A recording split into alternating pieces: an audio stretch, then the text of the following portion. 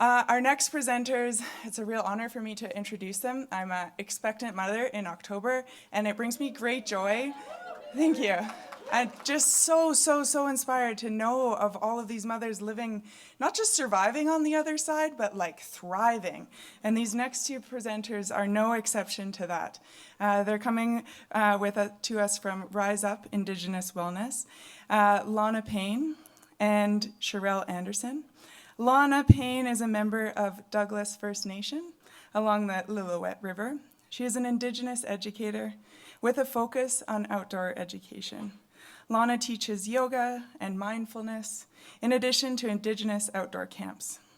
And Launa, of course, is a proud mother of 2 adult children. Sherrele, alongside Launa, will be presenting, is a member of the Saddle Lake Cree Nation. She is a social worker with a focus on Indigenous wellness. Sherrele is an Indigenous outreach worker who also teaches a number of Indigenous programs throughout BC. And Sherrele is also a proud mother of 3 school-aged daughters.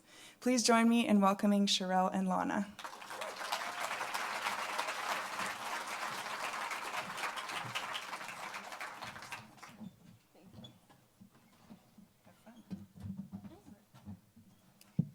So let's celebrate the culture, not the identity. We're all one. Let's leave history in the past. I worked up north for a year, so I really know your people well. It's easy to find Indigenous facilitators online. I'll just Google it. And then there's the classic. My great-great-grandma was an Indian princess. So we laugh, but maybe you've heard these phrases. Maybe in the past, one of them resonates more, or maybe they've even been said. Because these remarks, often while trying to seek a connection or connect with us, are oversimplifications and misrepresentations. They misrepresent Indigenous identity and our lived realities. These statements, though seemingly harmless, overlook the deep roots and the significance of Indigenous knowledge and our connection to the land.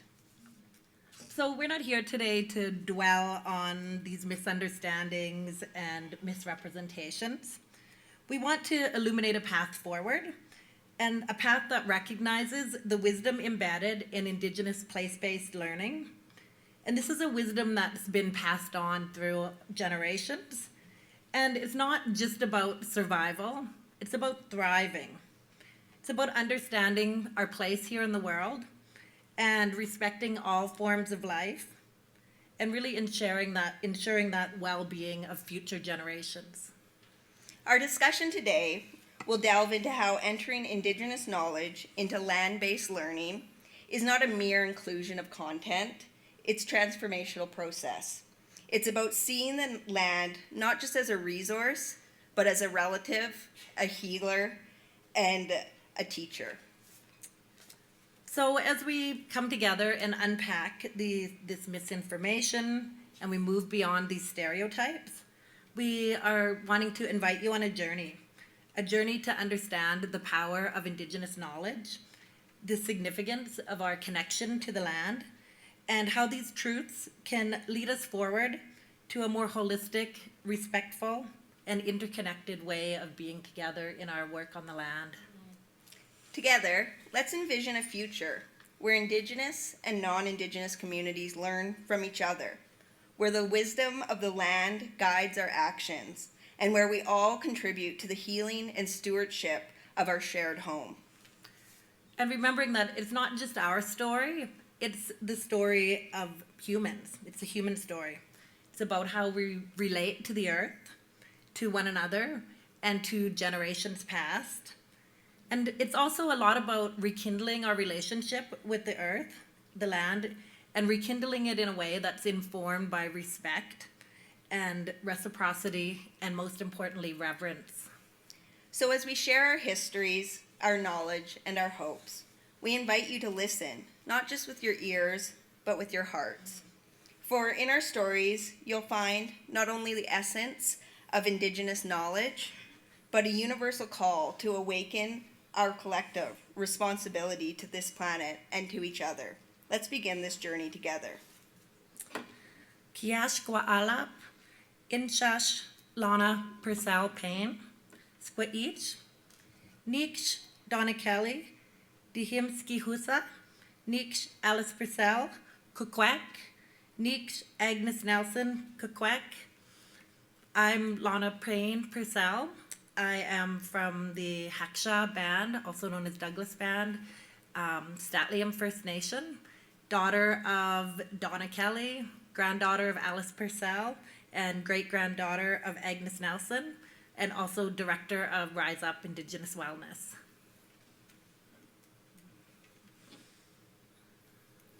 There's me. Sherrelle Anderson, Nitsi Ki Kehatsin, Sherrelle Anderson, Oma Ni Niwiwan, Saddle Lake Ochiniwa, Kamloops Eki Nitawikan, Makamigwech Sikamoose Nawikan. Sherrelle Anderson is my name. Sherrelle Anderson is my birth name. I'm from Saddle Lake Cree Nation. I was born in Kamloops, and I currently live in Sikamoose, BC.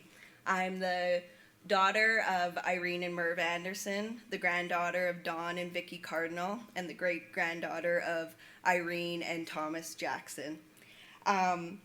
So Launa and I began Rise Up Indigenous Wellness because we seen a gap in services for urban Indigenous youth. So we began to take them out on the land and do cultural camps because we believe land is medicine and culture heals. So as we work our way through this presentation, the pictures in the back is from the camps that we are able to provide with our partners. So let's take this journey together.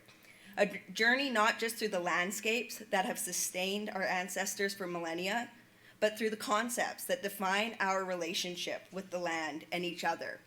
In our communities, land-based learning isn't just an educational method. It's a way of life. This means that our programs are led by Indigenous knowledge holders and are deeply infused with our worldviews, emphasizing the humans, animals, and the environment are connected. Yes, and our land-based programs differ in concept and theory from outdoor education. Land-based programs are a vibrant expression of our commitment to social change and environmental stewardship through an Indigenous lens. They represent pathways to healthier communities. When we think about community health and our young people connecting to that power of caring for the land. And it's important to the broader goals that we have of reconciliation and climate justice, which brings us all here together. And all of those important things sometimes can be a stark contrast to how mainstream education operates. Mainstream education systems typically operate on a model that seeks to exploit land and resources, often disregarding the profound connection that Indigenous people maintain with the land. This disconnection perpetuates cycles of exploitation and overlooks the deep empirical knowledge held by Indigenous communities, knowledge about sustainability, balance, and respect. But this is really where the true power of Indigenous land-based programs shine, because our programs are about much more than just imparting knowledge. They're about restoring humanity's relationship with the land, that importance of that connection.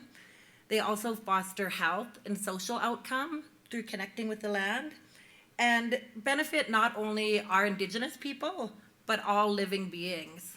By coming together in that way, we're taking care of the earth, we're reconnecting with the land, and most importantly, we're reclaiming our roles as healers of the earth.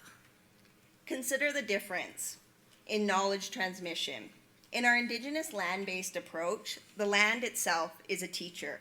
It's a source of healing and learning, where the learning goal includes strengthening Indigenous self-determination. In contrast, the Western model often positions humans as separate from and often superior to the natural world. Yeah, and it's not just about those philosophical differences. There's some practical implications as well. When we look at evaluation of land-based programs, it's often challenging because the standard Western model fails to look at things or to capture the full scope of the impact of things like culture, social, spiritual, and historical contexts. So conventional metrics fall short in those areas, and what ends up happening is land-based programs have a big difficulty getting funded and moving forward because they're not meeting those metrics. This brings us to a critical point: the need for all of us to engage in this work. To truly appreciate and integrate Indigenous knowledge, non-Indigenous people must learn to approach these programs not just as participants, but as partners in a journey of mutual learning and respect. So moving from there, we have to be really careful against oversimplifying. That can often happen on online spaces. So on online spaces, the complexity of Indigenous knowledge can be reduced to little sound bites or things to just get attention and grab your attention. So it's also a place where pretendians thrive. So authentic engagement means building relationships in your Indigenous community, fostering those relationships, and coming from a place of understanding, not just Googling the answer. Let's delve deeper into what it means to engage authentically. Authentic engagement is about more than just surface level interactions or superficial acknowledgements of Indigenous knowledge. It involves deep, meaningful connections that respect the wisdom and traditions of Indigenous peoples. So in this context, it's really important that we address that phenomena that I mentioned earlier and that we often encounter, pretendians. So that term refers to individuals who claim to have Indigenous heritage or knowledge without having any legitimate right or connection in an Indigenous community. So they often adopt Indigenous identities to gain access to things like grants, funding, resources, or social esteem. And when this happens, it undermines the integrity of Indigenous land-based programs and Indigenous people in general, and harms our voices and experiences. And we're also seeing an increase, if you're following along, with increase in areas of arts, literature, politics, and education of pretendians being present. This misrepresentation not only distorts the perception of Indigenous cultures, but it also takes away opportunities from those who are truly Indigenous. It's a form of cultural appropriation that is all too common in both physical and digital spaces. Authentic engagement, in contrast, means recognizing and respecting the boundaries and governance of Indigenous communities. It means listening more than you speak, learning from genuine sources, and understanding that being an ally is a role that comes with responsibilities.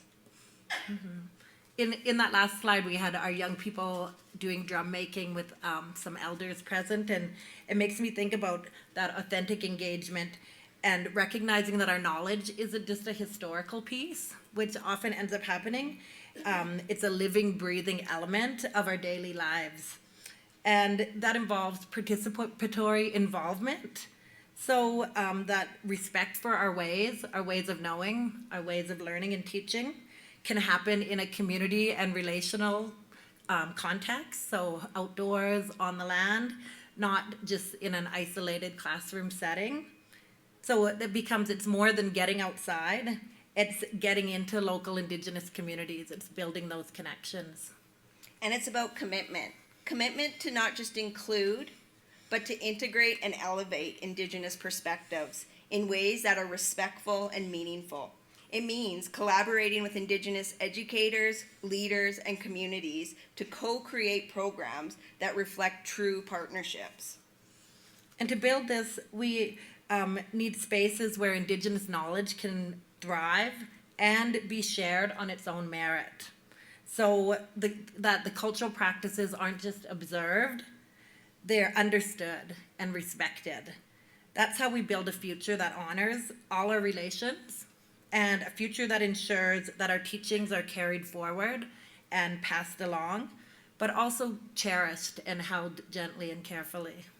So as we stand here today, we ask you, how connected are you to the local community? How can you support the integration of Indigenous knowledge in the education system? Are you ready to drop your ego and challenge the norms and advocate for programs that truly respect and uplift Indigenous voices? And our work with place-based learning and Rise Up is making sure that those teachings aren't just preserved, but are actively lived and shared through events like this, and carried on for the next generations to care for this land, just as our ancestors did, to make sure that we're healing, connecting, all together for a shared future. So we want to commit all of us on this path to authentic engagement and continuous learning.